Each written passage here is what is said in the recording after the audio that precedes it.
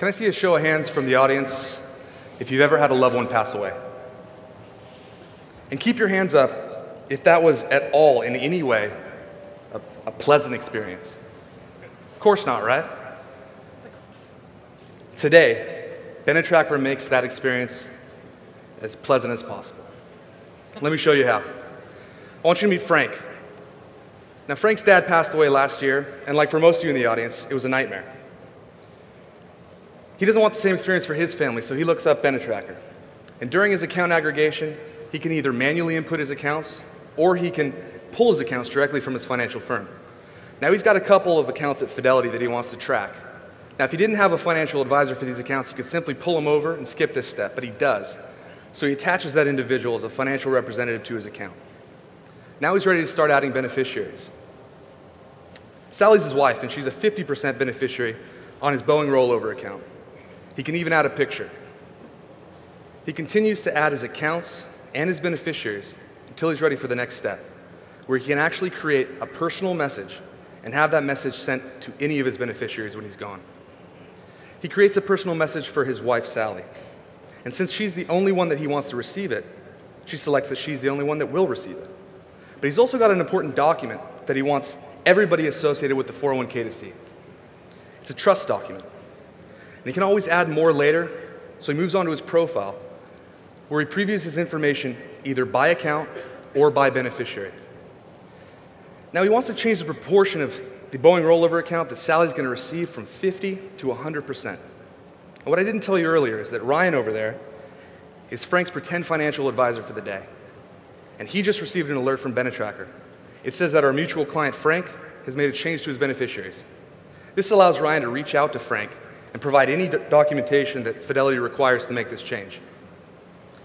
Frank has a sense of peace come over him when he looks at exactly what Sally's going to see when he's gone. Everything she needs to see. Well, some time goes by, and actually Frank does pass away. His death is systematically confirmed by Benetracker systems.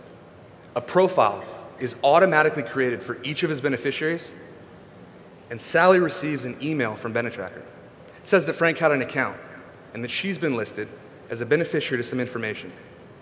Upon her initial login to her unique profile, she's given access to a world of knowledge. What firms hold assets that she's entitled to, how to contact those firms, and what those firms are going to require from her in order to collect those assets. Now, this is extremely important because these financial firms have no legal obligation to reach out to Sally or any of Frank's beneficiaries. That's why there's tens of billions of dollars of unclaimed property in the United States. This is why Benetracker was born. When you leave here today, I want you to think about what might happen to your family when you're gone. And if you want to make that process as painless as possible, Benetracker's here to help. We're excited to launch our live beta today, and extremely excited to offer a free lifetime subscription to the first 100 individuals who create an account and use promo code LAUNCH2012, and a 50% discount for anyone thereafter through the weekend. This is just the beginning for Benetracker. We are raising capital currently, and we look forward to servicing each and every one of you. Thank you. I don't look forward to you servicing me, but I do appreciate the product.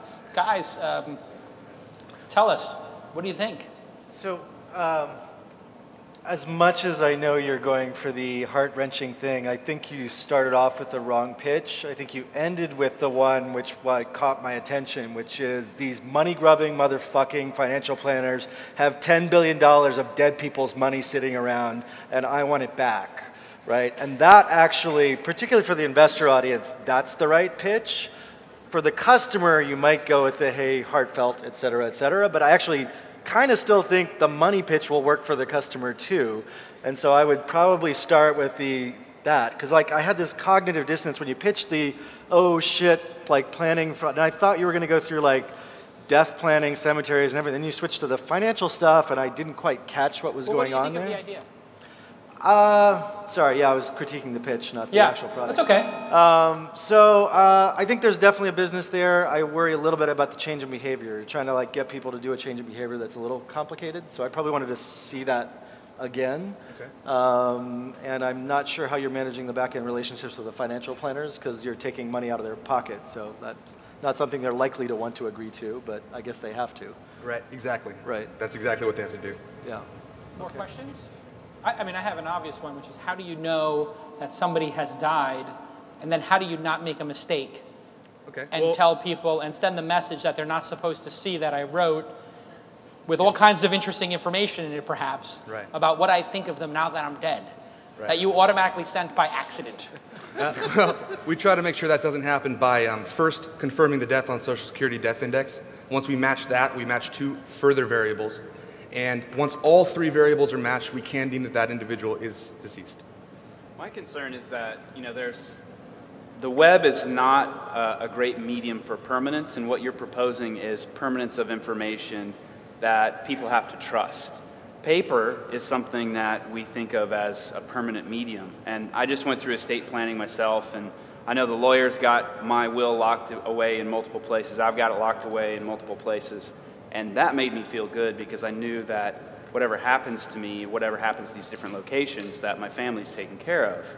I like the idea of being able to change things on the fly, but I think that most people don't want to do that. They just want the safety and security. Okay. We still need a will, or can we only use the website? Well, currently we can be used in conjunction with the will. In the long term, with the increased assets that we can track, we do look to sort of replace a will. Sort of. Yeah, and that's going to be in time. We'll learn exactly how to do that. But right now, we'll be used in conjunction with the will, or with people that can't afford estate planning, don't have a will, or people that don't want to amend a will, because depending on how long ago you had your will, it might be outdated. And the information at that firm actually supersedes the information in a will. A lot of people don't understand that. So the benefit of this is informing. Exactly. We want to put it right in the face of the consumer, make sure that their assets get to who they want when they're gone. If you can make it easier to create a will, I think that would be incredible. That's what we're working towards. Yeah, okay, good. And what's the business model? I'm sorry? How much are you charging? We charge a subscription model, annual charge of $39.99. We're offering the product free of charge to all active duty service members.